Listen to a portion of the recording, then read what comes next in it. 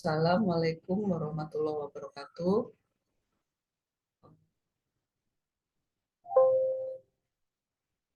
Selamat pagi. Di sini pagi ya. Sekarang di tanggal 30 Desember 2023 pukul 9.31 saya mau membahas sebentar aja tentang PP 58 tahun 2023 tentang tarif pemotongan pajak penghasilan pasal 21 atas penghasilan sehubungan dengan pekerjaan, jasa atau kegiatan wajib pajak orang pribadi. Nah, ini langsung aja ya. Jadi sebenarnya ngobrol aja gini ya. Uh, Topik besar ya, ini tentang pajak penghasilan. Pajak penghasilan, kalau OP tidak ada perubahan, tetap menggunakan pengaturan lama. Jadi PP 58 ini tidak menyenggol tentang PPHOP. Yang disenggol adalah withholding-nya. Jadi pemungutannya, tarif dari pemungutan PPh pasal 21. Bukan teknisnya, tetapi tarifnya. Sebenarnya pemotongan itu kenapa perlu adanya pemotongan ya, sebenarnya withholding itu kan ditujukan supaya pemerintah ini mendapatkan sebuah tangan-tangan lain untuk membantu mengkolek penerimaan negara, dibantu oleh wajib pajak lain untuk memotongkan untuk pemerintah. Terus kemudian pajak yang dipotong jatuhnya akan lebih terasa ringan karena sifat asas pemotongan pajak itu kan seharusnya dipotong pada saat waktu yang nyaman. Waktu yang nyaman adalah waktu pada saat penerima penghasilan menerima uang gitu ya, menerima uang dipotong gitu. Bukan di akhir tahun, karena akhir tahun pasti sudah nggak terima lagi uangnya. Uangnya kan ada di setiap bulan.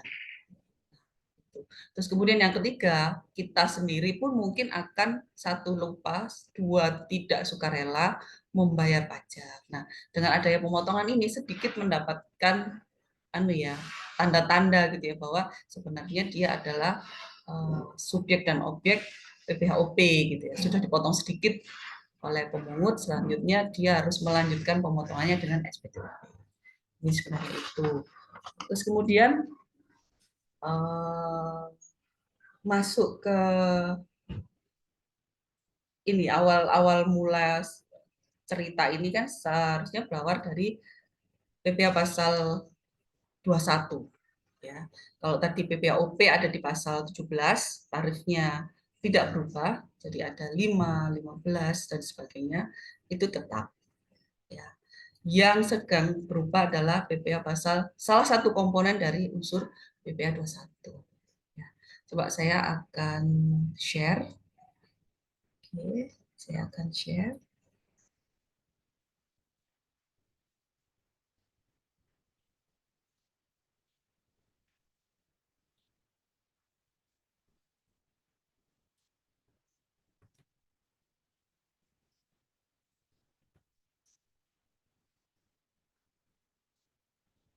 Nah, awal dari ini ada di SDSN ya. PPh pasal 21.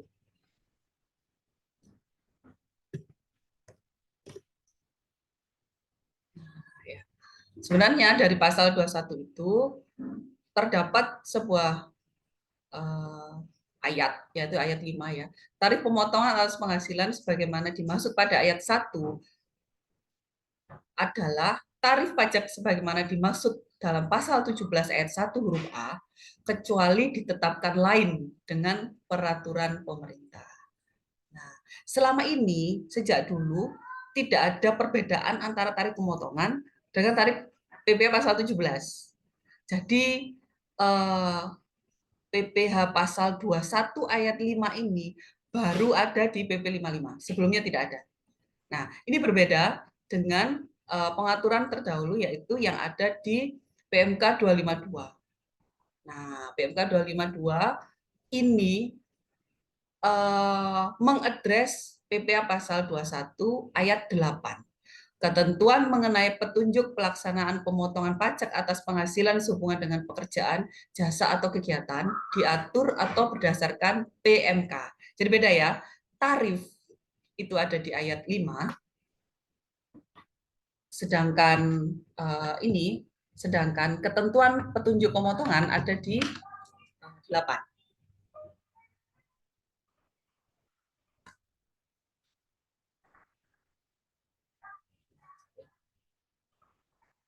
Ini yang dasar dari PP 58, ini adalah dasar dari PMK 252 dan dilanjutkan dengan per 16. Di sini bedanya. Jadi ini adalah pengaturan baru karena sebelumnya tidak pernah ada perbedaan tarif. Nah, sekarang baru ada di di PP 58. Jadi amanatnya dari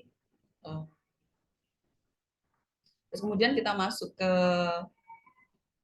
PP 58-nya ya. PP 58 bunyi pasalnya cuma 5. Bunyi pasalnya cuma 5. Cuma 5 halaman yang banyakannya di lampiran. Nah, jadi dia memang benar-benar mengadres yaitu tarif. Dia hanya mengganti tarif. Tarif. Bukan yang lain. Tarif pemotongan PPh pasal 21 atas penghasilan sehubungan dengan pekerjaan, jasa atau kegiatan wajib pajak orang pribadi. Nah, kemudian ini konsiderasinya yaitu perlu dilakukan penyesuaian tarif, kemudahan, B untuk kemudahan dan kesederhanaan. Nah, ini termasuk ini ya, semua, jadi semua yang dipotong termasuk dia karyawan swasta, termasuk juga pejabat negara. Ya. Ini karena ada PP yang masuk ke sini, PP 80 kan ada pasal yang dihapus dengan PP 58 ini. Lanjut, ya, oke. Kembali yang tadi ya, konsideransinya ini sebenarnya ini mengadres pasal 21 ayat 5. Ya. Sedangkan PMK 252 dan per 16 itu mengadres ayat 8. Jadi jalurnya berbeda. Oke. Jalur dari per 16 dengan jalur PP 58 ini berbeda. Kemudian kita lanjut ya. Oke, yang ini pasal 1 biasa aja. Tidak ada yang istimewa. Oke, pasal 2, tarif pemotongan PPh 21 terdiri atas tarif pasal 17 ya, dan tarif efektif. Tarif efektif. Tidak pernah ada frasa tarif efektif rata-rata. Jadi terminologi singkatan ter itu mungkin dapat kita abaikan saja. Yang dikeluarkan adalah TE, tarif efektif. Nah, tarif efektif terdiri atas tarif efektif bulanan dan tarif efektif harian. Jadi intinya adalah sebenarnya pemotongan PPh 21 dalam 1 tahun itu tetap menggunakan pasal 17. 5%, 0 sampai 60 juta dan sebagainya ya. Tetapi pada saat per bulan ya, yang dulunya juga menggunakan pasal 17 sekarang sudah tidak lagi karena menggunakan tarif efektif. Nah, ini tarif efektif bulanan sebagai pada ayat 2 huruf A dikategorikan berdasarkan penghasilan. Nah, ini sudah tidak perlu karena sudah ada list nanti ya yang akan kita pakai. Ada list di dalam lampiran dari PP 58 ini ada sebuah list. Nah, kategori A, B, C ini jadi A untuk TK 0 dan sebagainya ya. Ini mungkin sudah cukup jelas di sini ya. TK 0, TK 1 dan K 0 menggunakan tarif efektif A. B dan C kemudian cukup jelas ada di sini. Perincian atas tarif efektif bulanan ada pada lampiran. perincian tarif efektif harian ya juga ada nanti di lampiran. Nah, ini agak berbeda dengan ini ya. Pasal 3 ini sedikit merevisi dari draft yang sebelumnya beredar. Jadi, awalnya tarif efektif dibedakan menjadi dua, pegawai tetap dan bukan pegawai. Jadi ada dua. Yang dulunya beredar seperti itu.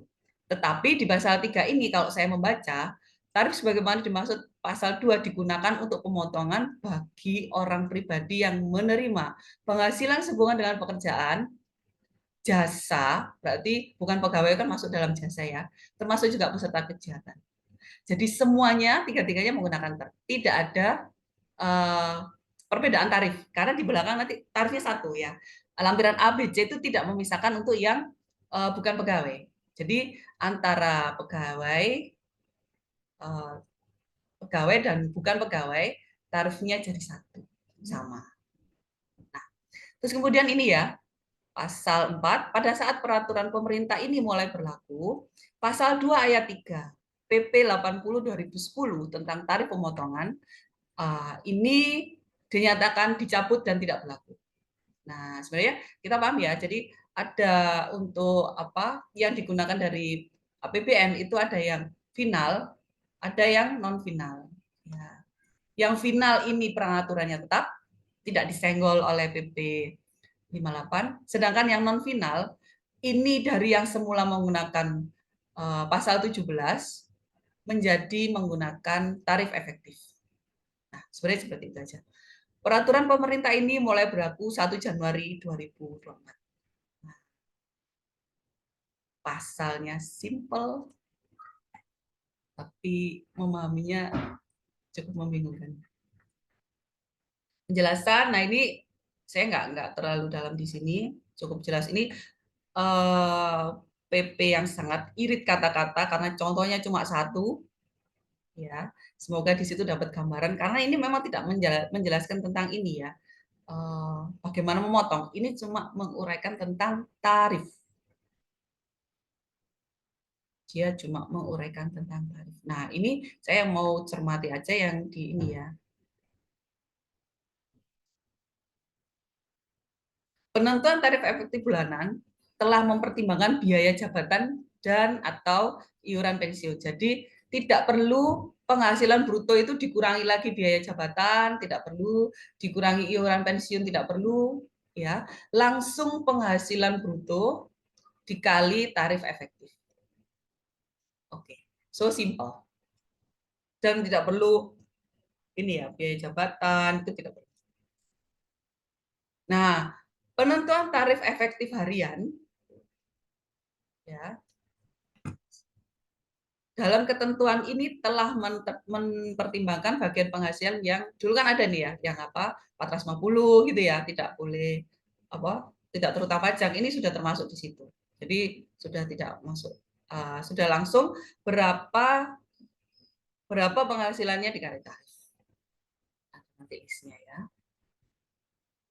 Penghasilan bruto bulanan yang menjadi dasar penetapan tarif efektif bulanan pemotongan pajak 21, yaitu penghasilan yang terima wajib pajak orang pribadi dalam satu masa. Dalam satu masa pajak. Penghasilan bruto harian, nah ya tadi kan ada bulanan, ada harian ya, yang menjadi dasar penerapan tarif efektif harian, yaitu yang diterima harian, mingguan, satuan, dan borongan. Jadi terminologi bruto harian itu untuk yang harian, mingguan, satuan, borongan. Dalam hal penghasilan tidak terima setelah harian, ya, dasar penetapannya digunakan rata-rata. Oke. Nah, kemudian ini ada tarifnya. Ini tarif tidak perlu dibaca di sini karena ada lebih simpel yaitu dalam bentuk Excel yang sudah ada pembagian masing-masing ada 41 tarif untuk ter A, ter B, dan ter C. Oke, saya lanjut ke ini ya. Tadi masuk ke ini ya, PMK 252. Apakah PP 58 menganulir PMK 252? Tidak, karena yang tadi saya sampaikan, PMK 252 berada di jalur yang berbeda dengan PP 58. Nah, Mbak ya, di PMK 252. Nah, konsideransinya adalah PMK 252, konsideransinya adalah pasal 21 ayat 8. Jadi PP 58 ayat 5 ya. PP 58 tentang tarif. Nah, kalau yang pasal 8 ini memang iya petunjuk pelaksanaan pemotongan pajak. Jadi mungkin kalau memang dari yang beredar, dari bocoran RPMK yang beredar, nanti mungkin ada penggantian lagi untuk PMK 252 ini. Jadi di samping ada PP 58, juga akan ada pengganti dari PMK 252. Untuk menyesuaikan yang namanya kemudahan, mungkin tidak tarifnya aja kan yang mudah, kan pertimbangan awalnya kan untuk penyederhanaan. Jadi penyederhanaan ini satu dari tarif, tidak perlu setiap bulan mengurangi biaya jabatan, tidak perlu setiap bulan PPh 21 karyawan itu dikurangi dengan iuran pensiun, ya semua pengurang tidak perlu. Tetapi jenis tarif yang luar biasa banyaknya di per 16 seharusnya juga disederhanakan kalau memang tujuannya untuk kesederhanaan gitu ya.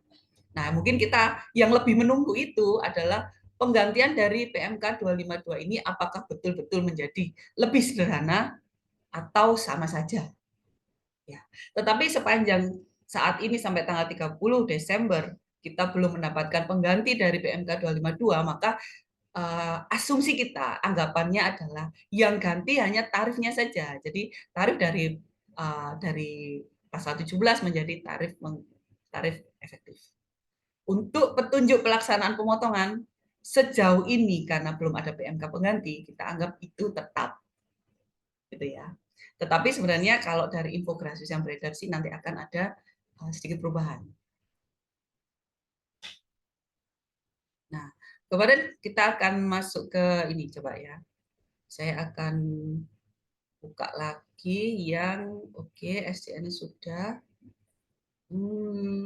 Oke, yang tadi saya menyebutkan tentang PP 80 2010 ya. Yang berubah yaitu cuma di pasal 2 ayat 3. Besarnya pajak penghasilan pasal 21 menggunakan pasal 17. Nah, ini karena ini diganti tarif efektif, makanya pasal ini saja yang dicabut.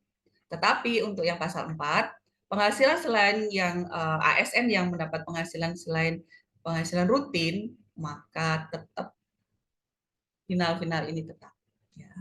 Jadi PP 58 tidak mengubah yang bersifat final. Oke. Kemudian kita lanjut ke yang ini per 16. Oke, saya rasa tidak ke sini ya karena PMK 252 saja belum ada pencabutan, maka yang ini kita tidak bahas. Oke, saya mau masuk ke infografis yang selama ini beredar.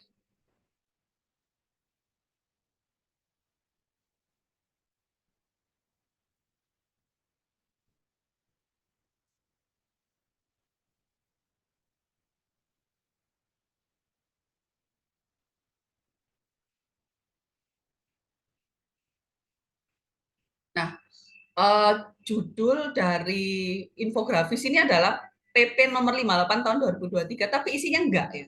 Isinya tidak hanya itu, karena isinya itu sudah memberikan keseluruhan peta gitu ya. Tapi mungkin ini karena ada yang draft, ada yang rilis, jadi mungkin saya akan coba menurut saya pembongkarannya seperti ini ya. Nah, ini ya, pegawai tetap tarifnya bruto dikali TER, oke. Kita setuju di sini. Ya. Untuk pegawai tetap clear, penghasilan bruto kali TER bulanan. Untuk bulan Desember atau akhir dari masa ya, kalau pensiun atau mungkin pindah ya mungkin akhir dari masa, dia langsung disesuaikan dengan pasal 17. Aku Dewan Komisaris dengan TER bulanan, ya. Pegawai tidak tetap dengan TER harian, pegawai tidak tetap yang di atas 2,5 juta per hari, langsung menggunakan bruto kali tarif pasal 17. Ya, jadi bukan pakai terlagi ya, langsung ke jadi pegawai tidak tetap. Nah, ini saya tanyakan juga ya, karena apakah betul seperti ini, apa tetap pakai ter. Nah, kemudian untuk yang bukan pegawai ya, bukan pegawai semula menggunakan di infografis ini ya, penghasilan bruto tarif 50% kali tarif pasal 17. Tetapi di PP 58 tadi terdapat klausul untuk jasa. Nah, ini juga saya pertanyakan. Kalau 50%-nya oke, saya clear. Untuk tarifnya, dia menggunakan PP 58 atau tetap menggunakan tarif pasal 17. Nah, ini yang saya masih pertanyaan. Rasanya tidak ini ya. Untuk apa PP 58 menyebutkan ada jasa dan kegiatan kalau tidak dipakai? Ya. Kalau di sini tetap menggunakan tarif pasal 17 gitu ya. Yang memang betul-betul tidak diatur di PP 58 yaitu untuk pensiun dan mantan pegawai. Yang ini memang tarifnya mungkin tetap menggunakan tarif pasal 17 karena PP 58 sama sekali tidak menyenggol yang ini. Oke, yang ini rasanya sudah cukup clear. Kemudian infografis clear. Oke. Nah, ini juga saya akan stop share. Jadi, so far yang akan kita hadapi yang seperti apa untuk perhitungan TER ini. Jadi coba saya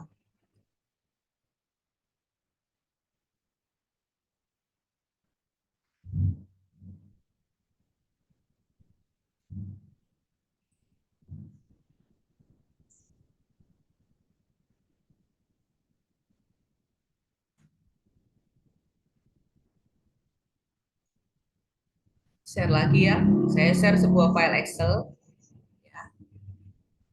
Sebenarnya kalau memang sudah ini ya, saya ini apa mendapatkan file dari Pak Arki yang saya buat menjadi sebuah list ya. Saya sampling itu menjadi sebuah list yang semisal saya mempunyai 100 orang karyawan ya. Tinggal rumus ini kita masukkan ya. Jadi misalnya ini saya aja deh. Yang hasilnya paling besar. Rina PTKP TK0 karena saya wanita ya. Gaji saya 952 juta, fasilitas 32, bonus tunjangan, maka penghasilan bruto, semua penghasilan bruto di bulan itu tanpa ada pengurangan, ya langsung disum dan dirumus dengan TER. Rumusnya cukup simpel, menggunakan if or lookup cukup, gitu ya. Jadi TER ini nanti akan keluar, nanti kita cek di tarif ada kas TK0 gitu ya. Jadi sebenarnya dari list tabel sudah beredar ya teman-teman semuanya mungkin sudah memegang ini. Jadi ada tarif efektif rata-rata A, B dan C dan dari list ini akan sangat mudah untuk kita masukkan berapapun jumlah karyawannya. Seperti itu. Nah, bagaimana tentang memasukkan di program ESPT-nya? Misalnya tadi di DJP menyampaikan bahwa dari siaran pers akan ada program di DJP online untuk membantu mungkin itu untuk menghitung TER ini gitu ya. Saya tidak terlalu apa ya, ada bayangan yang dimaksud Budi Astuti di siaran pers itu yang seperti apa. Kalaupun itu tidak ada, file Excel ini sudah cukup mumpuni. Jadi tinggal mengganti tarifnya saja. Jadi yang kemarin teman-teman sudah punya perhitungan PPh 21 itu kan ada banyak sekali skema dari per 16, kita tinggal mengganti tarif pasal 17-nya menjadi tarif efektif ini. Itu. Terus kemudian bagaimana? Apakah ada kesulitan pada saat memasukkan ini ke program ESPT? Coba kita soft share. Saya mau spill seperti apa program ESPT PPh 21.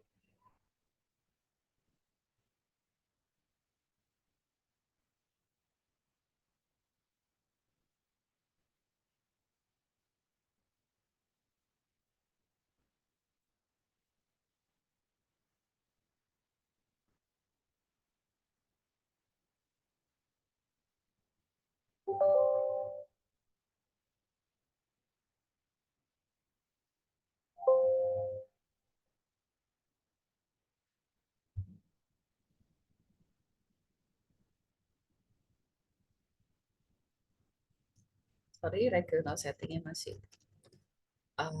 Inggris.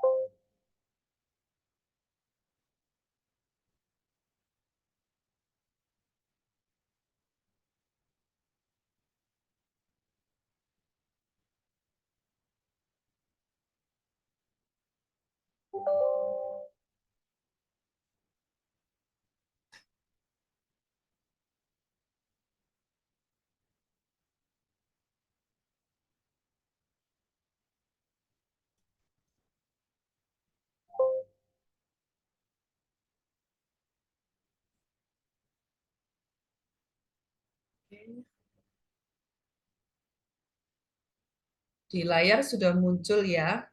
Jadi ini adalah ESPT masa pajak penghasilan pasal 21 PT RNA Tax Consultant misalnya.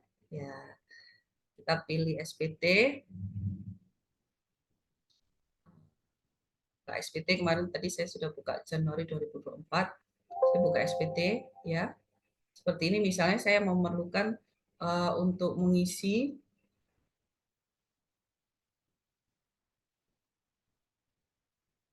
daftar pemotongan pajak 17.211 satu masa pajak, maka saya tinggal ini kan tidak ada yang dikunci ya. Jadi ini adalah program yang paling ini ya, paling tidak manja gitu ya. Jadi program ini diisi apapun dia mau, gitu ya. Jadi kita mau masukkan ini misalnya saya tadi kan gajinya misalnya 900 ini gitu ya. Dengan PPh-nya gaji saya adalah 939 misalnya ya. Dengan PPh-nya tadi ada 300 juta, apapun hitungan kita dia mau.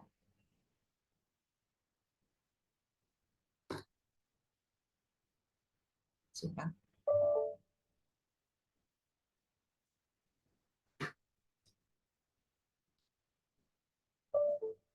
Oh, sorry, harus saya isi ya.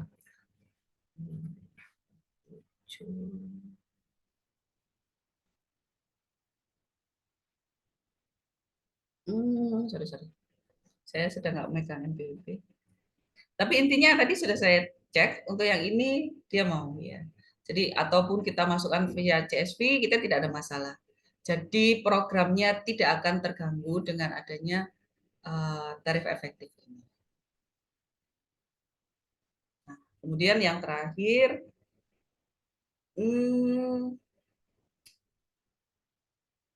ini saya mau menambah sedikit dari ini, saya mau stop share.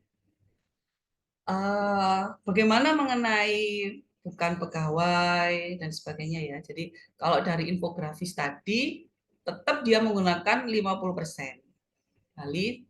Jadi kesimpulan saya adalah tetap dikali 50% kali tarif efektif. Termasuk juga tadi di infografis disebutkan akan ada untuk perhitungan dokter yang dari per naik ke PMK. Jadi kita akan tunggu PMK-nya. Sedangkan kalau memang untuk PP 58, apakah akan ada PMK yang menjadi kelanjutan petunjuk pelaksanaan dari PP 58? Seharusnya tidak ada. Karena PP 58 tidak mendelegasikan apapun ke PMK. Ya. Jadi untuk apa ya? Untuk cek bagaimana bagaimana perundang-undangan itu seharusnya terbuat, saya biasanya membuka buku ini, ya, ilmu perundang-undangan. Jadi di situ disebutkan peraturan menteri itu ada dalam jenis peraturan perundang-undangan ya, kalau dia diberi kewenangan. Jadi misalnya kayak tadi di PPh pasal 21 ayat 8 memang memberikan kewenangan kepada menteri untuk membuat peraturan. Maka sehingga ada PMK 252 gitu ya.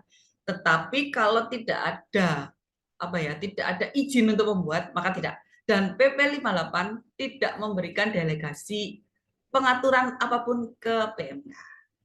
Jadi PP 58 selesai, tidak akan ada peraturan turunannya lagi. Yang mungkin ada adalah peraturan pengganti dari PMK 252 tentang pemotongan. Sini ya. Kemudian ini di sini juga disebutkan bahwa undang-undang mempunyai dua wajah, ke atas dan ke bawah. Jadi kalau ke atas dia harus berdasarkan peraturan di atasnya, kalau ke bawah berarti dia dijelaskan oleh peraturan di bawahnya. Saya rasa cukup ya, cukup sampai di sini penjelasan, bukan penjelasan ya, mungkin ini juga saya sama sekali belum mendapatkan infografis. Saya hanya membaca dan mengajak teman-teman untuk bersama saya membaca bersama-sama. Jadi mungkin di tanggal 2 akan ada sosialisasi dari dari DJP atau mungkin dari apa ya, kemarin saya lihat akan segera ada sosialisasi, mungkin kita tunggu. Kalau memang ada penjelasan saya ini yang terdapat kesalahan, saya mohon dimaafkan. Dan silakan tulis di komen di bawah ini kalau misal ada yang perlu saya koreksi. Demikian, selamat pagi. Saya di sini sedang pagi. Assalamualaikum warahmatullahi wabarakatuh.